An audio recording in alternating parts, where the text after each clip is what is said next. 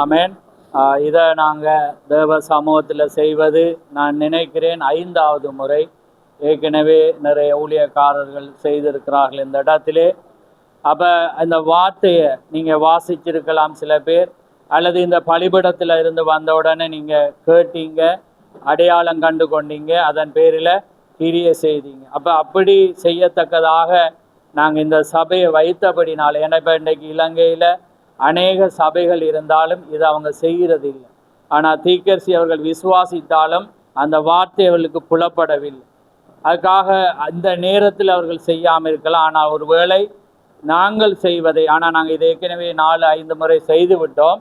ஆனால் அதை செய்யத்தக்கதாக ஜனமும் கிரியைக்கு வரும். ஆனால் தேவன் இந்த இடத்தில் அப்படியாக ஜனங்களை வைத்திருக்கிறார்கள். ஒருவேளை ஊழியக்காலுக்கு விருப்பம் இருந்தாலும் ஜனம் இல்லாட்டி யாருக்கு செய்கிறது என. அப்போ அதனால் இந்த ஸ்தலமானது எப்பயுமே தேவனுடைய வார்த்தையை செய்ய திறந்திருக்கும்.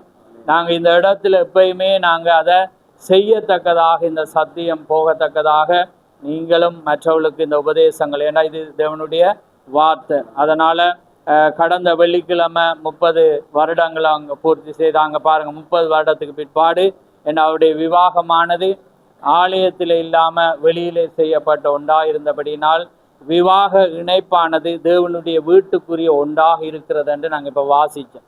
ஏன்னா தேவனுடைய வீட்டு ஹோலில் உங்களோட ஊழியக்காரர் வந்து கைப்பிடிச்சு வைக்கலாம், ஆனால் விவாகமானது தேவனுடைய வீட்டுக்குரியதாக இருக்கிறது. அப்போ வீடுண்டா அது பிரதிஷ்டை பண்ணப்பட்ட ஒரு இடமாக இருக்கிறது. அப்போ தேவனுடைய பிரதிஷ்டை பண்ணப்பட்ட இடத்துல தான் நாங்கள் அதை செய்யலாம். ஏன்னா இப்போ இவங்க செய்தது ஹோலில் தான், ஆசாரியர்கள் ஊழியக்காரர் தான் செய்தாங்க. ஆனால் அதில் ஒரு பாயிண்ட் இருக்கிறது, விவாகமானது தேவனுடைய வீட்டுக்குரிய ஒன்றாயிருக்கிறது. அது அதனால தான் நாங்கள் பிள்ளைகள், இந்த மெசேஜில் இருக்க பிள்ளைகளும் பரிசுத்தமாக இருக்கிறதுக்கு காரணம் என்னென்னா, ஆலயத்தில் நாங்கள் செய்யாமல் போயிடக்கூடாண்டு எந்த மனிதனுக்கும் வாக்கு கொடுக்காமல் இருக்கணும். பிள்ளைகள், வாலியோ பிள்ளைகள், நீங்கள் உங்களோட வயதை எல்லையை தாண்டி உணர்ச்சி வசப்பட்டு வாக்கு கொடுத்துட்டீங்கன்னா ஆலயத்துக்கு வராது, அது பரிசுத்த விவாகத்துக்குள்ளே வராது. பரிசுத்த விவாகம் இல்லாமல் வெளியில் தான் வரும். அப்போ வெளியில் தான் வந்து ஆசாரியர்கள் செய்வார்கள், ஊழியக்காரர்.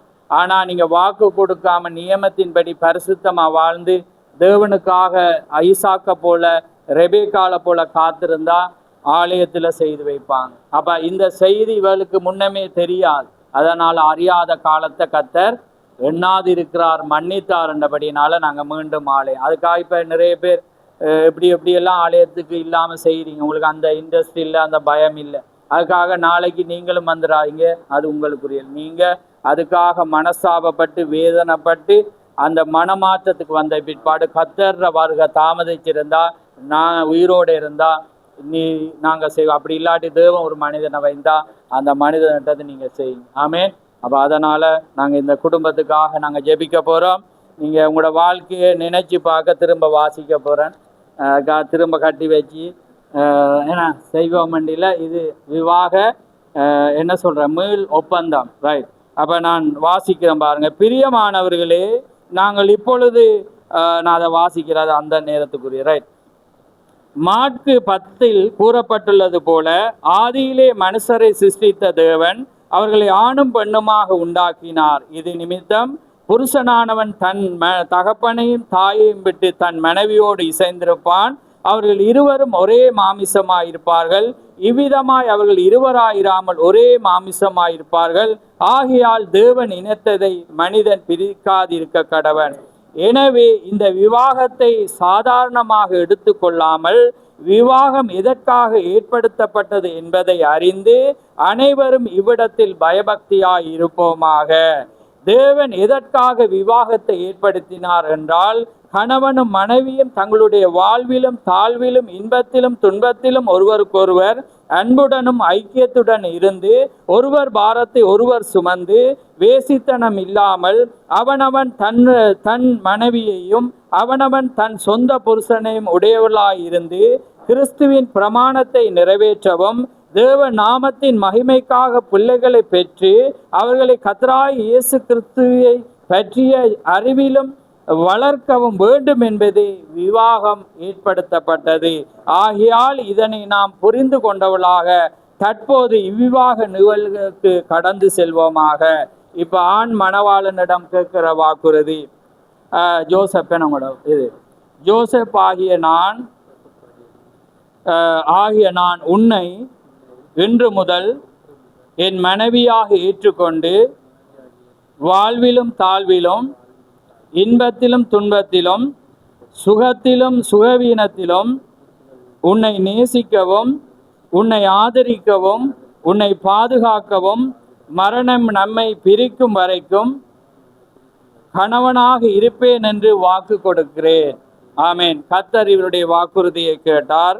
நான் மணமகளிடம் கேட்கிறேன், உங்களோட தாமார் ஆகிய நான் உம்மை இன்று முதல் என் கணவனாக ஏற்றுக்கொண்டு வாழ்விலும் தாழ்விலும் இன்பத்திலும் துன்பத்திலும் சுகத்திலும் சுகவீனத்திலும் உம்மை நேசிக்கவும் உம்மை ஆதரிக்கவும் உமக்கு கீழ்ப்படியவும் மரணம் நம்மை பிரிக்கும் வரைக்கும் உமக்கே மனைவியாக இருப்பேன் என்று வாக்கு கொடுக்கிறேன்.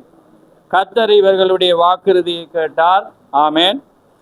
அப்ப இவ்வளவு நாளும் செய்யாட்டியும் அது பேலன்ஸ். ஆனா இனி அன்பு கூறணும். ஆமேன். இனி நீங்க கீழ்ப்படியணும். ஆமேன். அதனால நாங்க இந்த குடும்பத்துக்காக நாங்க ஜெபிக்க போறோம்.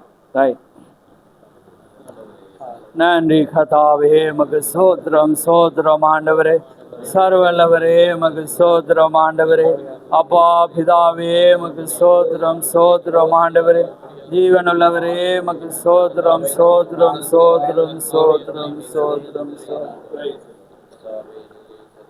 மகா பரிசுத்தமுள்ள பிதாவே, இந்த மகிமையான இந்த நேரத்துக்காக உமக்கு ஸ்தோத்திரம்.